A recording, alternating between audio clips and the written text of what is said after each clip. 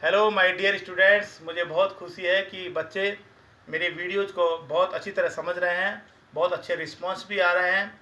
और जैसा कि मैंने आपसे वादा किया था कि मैं आपको डायरेक्ट इनडायरेक्ट स्पीच बहुत जल्दी पढ़ाने वाला हूं, ट्रांसफॉर्मेशन ऑफ सेंटेंस के बाद में आज मैं यही टॉपिक पढ़ाने जा रहा हूं, डायरेक्ट एंड इनडायरेक्ट स्पीच। इसके दो नाम और है, रिपोर्टेड स्पीच और नरेशन। देखते हैं कि इसको डायरेक्ट और इनडायरेक्ट स्पीच क्यों कहते हैं और रिपोर्टेड स्पीच क्यों कहते हैं। डायरेक्ट और इनडायरेक्ट स्पीच का मतलब है कि फर्स्ट पर्सन और सेकंड पर्सन के बीच में जो बातचीत है, ठीक है, वो डायरेक्ट स्पीच होती है। स्पीच का मतलब स्टेटमेंट, कम्युनिकेशन, ठीक है, वो डायरेक्ट हो रही है। लेकिन जो इनडायरेक्ट स्पीच है, इनडायरेक्ट स्पीच का मतलब यह है कि जो सेकंड पर्सन थर्ड पर्सन को फर्स्ट पर्सन ने जो बोला है उसको अपने वर्ड्स में उसको कह रहा है, थर्ड पर्सन को कह रहा है, वो इनडायरेक्ट स्पीच हो गई। ठीक है ना, मतलब उसमें क्या है, थोड़ा सा चेंज करके अपने वर्ड्स को यूज करके और वो फर्स्ट पर्सन की बात को थर्ड पर्सन को कम्युनिकेट कर रहा है, वो इनडायरेक्ट स्पीच हो गई। ठीक है ना। रिपोर्टेड स्पीच क्यों कहते हैं इसको, क्योंकि रिपोर्ट की जा रही है, जो फर्स्ट पर्सन ने जो बोला है वो थर्ड पर्सन को वो स्टेटमेंट वो क्या हो रहा है, रिपोर्टिंग हो रहा है। ठीक है।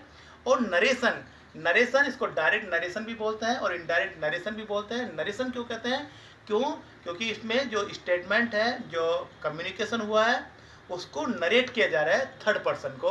ठीक है, या फिर फर्स्ट पर्सन और सेकंड पर्सन में जो बात हो रही है वो नरेशन है। ठीक है। अब देखते हैं कि इसके टू वेज ऑफ स्पीच कौन कौन से हैं। जैसा मैंने अभी आपको बताया, डायरेक्ट स्टेटमेंट और इनडायरेक्ट स्टेटमेंट। आप स्पीच को स्टेटमेंट भी कह सकते हैं। ठीक है। फर्स्ट पर्सन और सेकंड पर्सन के जो बीच में जो टॉक हो रही है वो डायरेक्ट स्टेटमेंट है। ठीक है, उसमें क्या है कि एज इट इज वो रिपोर्टिंग हो रही है, बिल्कुल उसमें कोई चेंज नहीं किया गया। लेकिन जब आप इनडायरेक्ट स्पीच करोगे तो उसमें क्या होगा कि उसमें जो है कुछ मॉडिफाइड है, मतलब कुछ वर्ड्स उसमें चेंज है, अपनी भाषा में वो स्टेटमेंट थर्ड पर्सन को कहा गया है, वो इनडायरेक्ट स्पीच है। सेकंड और थर्ड पर्सन, देखते हैं सेंटेंस को। I said to him, comma, inverted comma में फिर बंद है, you have done your work, ये फिर से इन्वर्टेड कोमा में इसको क्लोज कर दिया। ये क्या हो गया, डायरेक्ट स्पीच हो गया। डायरेक्ट स्पीच की क्या खासियत होती है कि इसको हम इन्वर्टेड कोमाज में बंद करते हैं, डबल इन्वर्टेड कोमाज में इसको क्या करते हैं, क्लोज करते हैं। एक तो ये है। और इनडायरेक्ट स्पीच जब बनाओगे तो हम क्या करेंगे कि जो इन्वर्टेड कोमाज है उसको हटा देंगे। ठीक है, एक तो ये ध्यान आपको रखना है।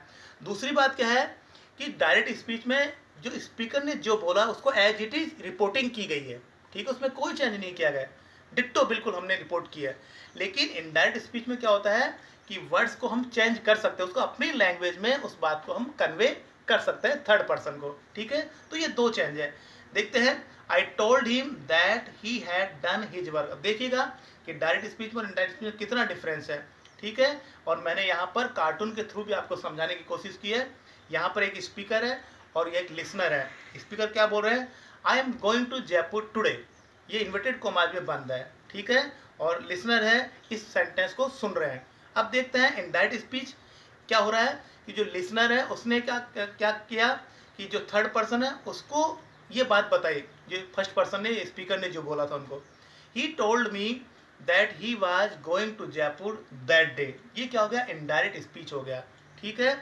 अब देखते हैं डायरेक्ट स्पीच के दो पार्ट्स होते हैं। डायरेक्ट स्पीच में कितने पार्ट्स होते हैं, दो पार्ट्स होते हैं। मीन्स डायरेक्ट स्टेटमेंट में या डायरेक्ट सेंटेंस में दो पार्ट्स होते हैं। कौन कौन से होते हैं, देखते हैं।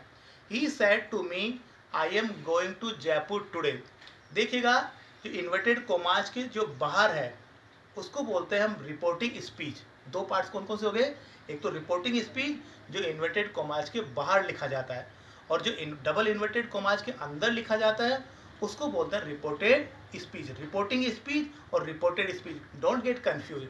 ठीक है, रिपोर्टिंग स्पीच क्या होगा, जिसको डबल इन्वर्टेड कोमाज के हम लोग बाहर लिखते हैं, और जो डबल इन्वर्टेड कोमाज के अंदर लिखते हैं उसको बोलते हैं रिपोर्टेड स्पीच। अब रिपोर्टिंग स्पीच का क्या काम है, व्हेन, मतलब कि जो ये बात हुई वो कब हुई। ठीक है ना, जो स्पीच हुई वो कब हुई, कौन से टेंस में हुई। ठीक है, और वाट, रिपोर्टेड स्पीच क्या बताती है, वाट मतलब क्या स्टेटमेंट हुआ, क्या बातचीत हुई। ठीक है, उसको हम लोग बोलते हैं रिपोर्टेड स्पीच। याद रखिएगा, व्हेन एंड व्हाट। अब है रिपोर्टिंग स्पीच। रिपोर्टिंग स्पीच को हम इसको एनालिसिस करते हैं कि रिपोर्टिंग स्पीच क्या है। रिपोर्टिंग स्पीच, जैसा कि मैंने पहले सेंटेंस बोला था, ही सेड टू मी। ठीक है, ये रिपोर्टिंग स्पीच है, पूरा रिपोर्टिंग स्पीच होता है, ध्यान रखिएगा। अब इसको ही ही क्या होता है, यहाँ पर ही सब्जेक्ट है, मतलब रिपोर्टिंग स्पीच में जो बोल रहा है वो क्या है, स्पीकर या सब्जेक्ट होता है इसमें। सेड टू, ये रिपोर्टिंग वर्ब है। याद रखिए, बहुत अधिकतर जो कई ग्रामर में भी ऐसा लिखा हुआ है कि ये पूरा पार्ट रिपोर्टिंग वर्ब है, ऐसा नहीं है। ही सेड टू मी, पूरा का जो पार्ट इसको रिपोर्टिंग स्पीच बोलेंगे। और रिपोर्टिंग वर्ब क्या होती है, सेड टू। जो वर्ब होती है वो रिपोर्टिंग वर्ब होगी, चाहे विल से हो या फिर टेल हो या टेल्स हो, वो क्या होगी, रिपोर्टिंग वर्ब। और सेड टू के आगे जो हम लिखते हैं वो ऑब्जेक्ट होता है, मतलब लिसनर होता है। ठीक है, इस तरह से ये डिवाइड होता है। अब देखते हैं कि इनडायरेक्ट स्पीच में कौन कौन से चेंज होते हैं, डायरेक्ट स्पीच और इनडायरेक्ट स्पीच में क्या डिफरेंस है, क्या क्या चेंजेस हो रहे हैं। He said to me, are you going to Jaipur today, ये डायरेक्ट स्पीच है। सबसे बढ़िया पहचानने का तरीका है कि डबल इन्वर्टेड कॉमाज में ये बंद होता है। ठीक है, बिल्कुल। He said to me, are you going to Jaipur today, direct speech है, डायरेक्ट स्टेटमेंट है। ठीक है, अब यहाँ पर क्या हो रहा है, इनडायरेक्ट स्पीच में क्या चेंज हो रहा है, देखते हैं। He told me if I was going to Jaipur that day. ठीक है, और टुडे के बाद में मैंने क्या लगाया था डायरेक्ट स्पीच में, क्वेश्चन मार्क। लेकिन जब इनडायरेक्ट स्पीच बनाया तो मैंने क्वेश्चन मार्क को हटा दिया, डबल इन्वर्टेड कॉमाज को भी मैंने हटा दिया। ठीक है, तो देखते हैं इसमें क्या क्या चेंजेज हैं। पहला चेंज क्या हो रहा है कि सेड टू की जगह मैंने क्या कर दिया, टोल्ड कर दिया, मतलब रिपोर्टिंग वर्ब में चेंज किया। फर्स्ट चेंज मैंने रिपोर्टिंग वर्ब में किया। दूसरा चेंज किस में किया है मैंने, कनेक्टिव में। मीन्स जो रिपोर्टिंग स्पीच और जो रिपोर्टेड स्पीच है उन दोनों को कनेक्ट किया है इफ से। ठीक है, तो दूसरा चेंज क्या हो रहा है, कनेक्टिव। थर्ड चेंज क्या है कि वहां पर यू है और जब इनडायरेक्ट स्पीच बनाया मैंने तो उसके यू की जगह मैंने क्या कर दिया, आई कर दिया। मीन्स नाउन और प्रोनाउन का चेंज होता है, थर्ड चेंज। फोर्थ चेंज क्या होता है कि जो प्रेजेंट कंटिन्यूस टेंस है वहां पर आर यू गोइंग, मैंने क्या कर दिया उसको पास्ट कंटिन्यूस में चेंज कर दिया। मतलब फोर्थ चेंज कौन सा होगा, टेंस का। और फिफ्थ चेंज कौन सा है, टुडे। टुडे की जगह मैंने क्या कर दिया, दैट डे। और एक और चेंज होता है लास्ट, वो होता है पंक्चुएशन का चेंज। मतलब अगर क्वेश्चन मार्क है तो उसको फुल स्टॉप में चेंज करोगे, या फिर आपका एक्सक्लेमेटरी मार्क है तो भी आप फुल स्टॉप लगाओगे। कहने का मतलब यह है कि इनडायरेक्ट स्पीच में लगभग 6 चेंज होते हैं, मैक्सिमम कितने चेंजेज होंगे, 6 चेंजेज होंगे। कौन कौन से होंगे, रिपोर्टिंग वर्ब फर्स्ट, दूसरा कनेक्टिव, थर्ड चेंज होगा नाउन और प्रोनाउन का, फोर्थ चेंज होगा टेंस का, फिफ्थ चेंज मिसलेनियस चेंजेस, मतलब जिसमें आप एडवर्ब और एडवर्बियल फ्रेज भी आ सकता है, दिस दैट दीज दोज। ठीक है, मैं पढ़ाऊंगा आपको वो जब चेंज बताऊंगा तब। ठीक है, और एक लास्ट चेंज कौन सा होता है, फाइनल चेंज पंक्चुएशन का। यहाँ पर देखिए क्वेश्चन मार्क है और जब मैंने इनडायरेक्ट बनाया तो मैंने क्या किया, फुल स्टॉप। याद रखिएगा कि जो भी इनडायरेक्ट सेंटेंस होगा उसमें हमेशा फुल स्टॉप लगेगा, मीन्स वो सिंपल सेंटेंस होगा।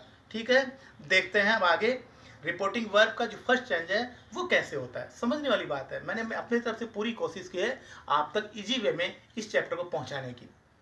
सेड टू सेंटेंस, आपको सेड टू में सेंटेंस के अकॉर्डिंग चेंज करना है। सेंटेंस अगर पॉजिटिव है तो उसके अकॉर्डिंग लगेगा, इंटरोगेटिव है तो उसके अकॉर्डिंग। देखते हैं, सेंटेंस अगर डिक्लेरेटिव सेंटेंस है तो सेड टू की जगह टोल्ड होगा।